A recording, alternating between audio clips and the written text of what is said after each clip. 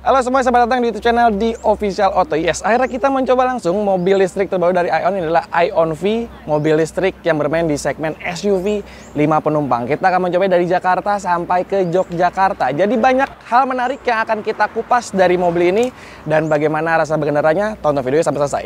Cek di sana.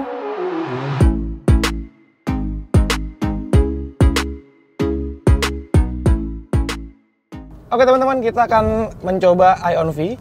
Cukup jauh perjalanannya dari Jakarta. Kita mulai start dari dealernya Aion di Pantai Indah Kapuk dan akan finish nanti di Yogyakarta. Jadi perjalanannya cukup jauh ya, sekitar 600 km tadi by Google Maps. Kita bisa explore banyak, mulai dari rasa berkendaranya, fitur-fiturnya, dan juga tentu adalah kenyamanan yang ditawarkan oleh mobil yang rencananya akan dijual di bawah 499 juta ini. Oke teman-teman, kita mulai dari posisi berkendara lebih dulu ya. Posisi duduknya dibuat sedikit agak tinggi dan kita juga bisa melihat pandangan depan dengan sangat luas. Dan yang paling saya suka adalah bagian bonetnya ataupun kapnya ini masih terlihat, jadi juga bisa memandu kita ketika lagi di jalan tol ataupun ngelewatin jalan-jalan yang sulit. Itu akan jadi panduan marka karena kita bisa melihat bonetnya. Nah, ke sisi samping juga punya spion yang besar. Kita bisa ngelihat visibilitas yang baik ke arah samping, pun juga untuk spion di belakangnya. Dan mobil ini juga sudah dilengkapi dengan blind spot monitoring system yang tentunya akan ngasih sinyal berupa lampu LED di kaca spion ketika ada mobil dari sisi belakang samping, yang tentunya untuk faktor dari safety-nya. Nah, untuk ngatur posisi berkendara juga cukup reliable ya teman-teman. Setirnya sudah tilt dan teleskopik walaupun manual, dan juga bangkunya juga sudah pakai electronic adjuster seat. Itu teman-teman bisa untuk atur maju mundur, tinggi rendah, dan juga reclining-nya, termasuk di bagian jok di bagian penumpang di sebelah kiri. Nah, untuk suspensinya, ini jadi salah satu selling point ditawarkan oleh Aion V. Jadi memang dia pakai racikan suspensi, di depan tuh pakai McPherson strut dengan independen, dan di belakang pakai torsion beam tapi bukan independen. Dan dia pakai ring 19 inci yang cukup besar untuk lingkar rodanya dengan profil ban 245/45. Nah, dengan perpaduan suspensi lalu juga dengan roda dan peleknya, ini dia ngasilin suspensi yang tergolong cukup lembut untuk ngelewatin jalan tol MBZ yang memang punya sambungan tol yang cukup bumpy ya. Dan bantingan cukup bagus, memang cenderung ke firm.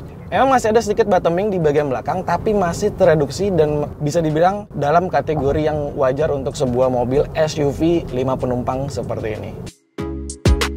Spesifikasi pada mobil ini dia pakai baterai, dia disebut sebagai magazine baterai dengan lithium iron phosphate berkapasitas 75,3 kWh. Cukup besar teman-teman, dan klaim jarak tempuhnya sampai 602 km NEDC sekali pengisian baterai penuh. Nah, dia pakai powertrain di bagian depan, punya tenaga 150 kW ketika dikonversi ke satuan HP itu sekitar 210 horsepower, dan torsinya di 240 Nm. Jadi nggak terlalu besar, tapi sudah cukup untuk kebutuhan mobil yang komuter dan juga ketika kita pakai untuk road trip dari Jakarta sampai ke Yogyakarta ini.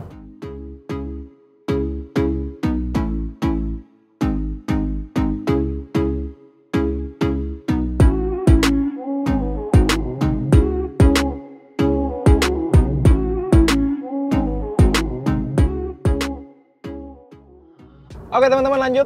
Sekarang ngomongin karakter setir ya teman-teman. Jadi memang setir ini memang sedikit agak ringan, tapi yang menarik ini cukup komunikatif dan minim koreksi. Di atas 90 sampai dengan 100 km per jam ini masih cukup nyaman.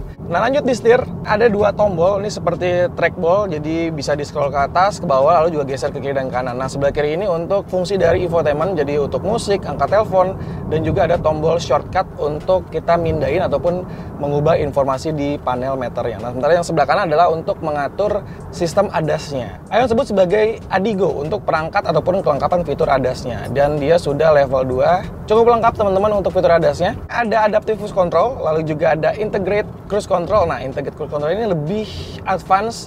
Dia akan bekerja lebih banyak, mulai dari lane keeping assist-nya, lalu juga ada lane following assist-nya, dan sampai automatic emergency braking system dia akan aktif secara otomatis. Nah, untuk pengaturan semua fitur ADAS, kita mau nyalain, kita mau matiin, ataupun kita mau atur sensitivitasnya di layar head unit berukuran 14,6 inchinya ini. Nah, selain ada fitur ADAS Adaptive Cruise Control, lalu juga ada Integrate Cruise Control, mobil juga pasti dilengkapi dengan lane keeping assist, ada lane following assist, lalu juga ada driver attention warning. Nah, teman-teman di sini ini dia seperti sensor ya, dia akan membaca cara kita mengendara. Jadi misalkan udah dibaca driver yang ngantuk ataupun sudah nguap-nguap, dia akan langsung ngasih notifikasi di panel meter untuk si drivernya istirahat sejenak supaya bisa berkendara lebih safety lagi.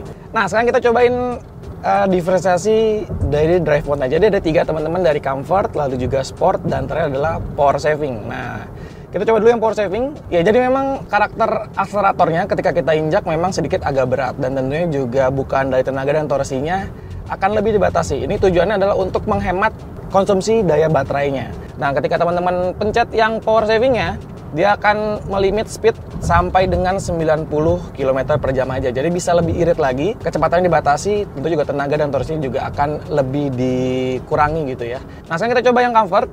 Oke, jadi dia akan berada di posisi tengah-tengah teman-teman. Jadi akan membuka sedikit powertrainnya, baik dari tenaga dan torsi, lalu juga tetap mempertahankan efisiensi daya baterainya. Jadi teman-teman bisa pilih aja sesuai dengan kebutuhan. Nah, sekarang kita coba yang sport.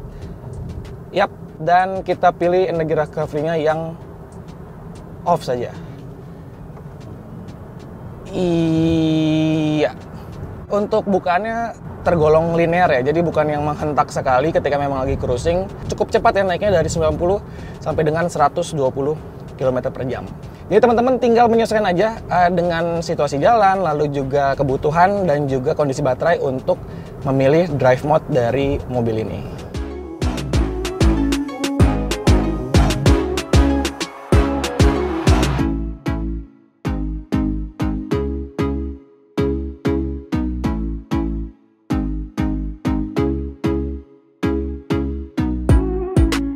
Ya teman-teman, sudah di hari kedua kita media drive dengan ION V dari Jakarta ke Yogyakarta. Jadi pulangnya kita nggak bawa mobil lagi, kita flight pakai pesawat. Dan sekarang lagi ngerasain bagaimana rasanya duduk sebagai penumpang di baris kedua ION V ini. Karena memang jadi salah satu selling point, karena memang punya space yang besar. Jadi memang secara data dia punya wheelbase ini cukup besar ya, cukup panjang ya, di 2775 mm, yang bisa dibilang jadi salah satu yang terbesar di kelasnya segmen EV SUV dengan 5 penumpang seperti ini. Nah, efeknya adalah ruang kaki yang memang sangat-sangat lapang, lalu juga bagian headroomnya juga menyisakan ruang kepala yang sangat lega, jadi tidak mentok. Dan yang ketika Anda duduk sebagai penumpang di belakang ini, yang dibanyakan adalah hadirnya panoramic roof yang memang harus diakui ini bentang kacanya wide sekali. Dari bagian pilar A sampai ke pilar B sini benar-benar jadi lebih menarik ya suasana kabin dengan adanya panoramic roof ini. Ya, tapi memang ada efek minusnya ketika memang punya panoramik, apalagi yang besar seperti ini. Ketika kita lagi driving siang hari adalah terasa panas ketika memang terik sekali gitu ya. Apalagi memang hembusan AC dari pilar B sini yang ada di bagian kisi-kisi sini memang kita nggak bisa ngatur, default dengan pengaturan di AC di bagian depan, dan hembusannya nggak terlalu dingin ataupun nggak sedingin ketika Anda duduk di baris kedepannya. Dan ketika Anda duduk di sebelah kiri ada fitur meja di sini, jadi bisa digunakan ketika Anda lagi mau makan ataupun lagi nyimpan barang, ataupun juga bisa ketika memang Anda lagi kerja dalam mobil, seperti laptop ini kita taruh di sini dan sambil kerja disupirin.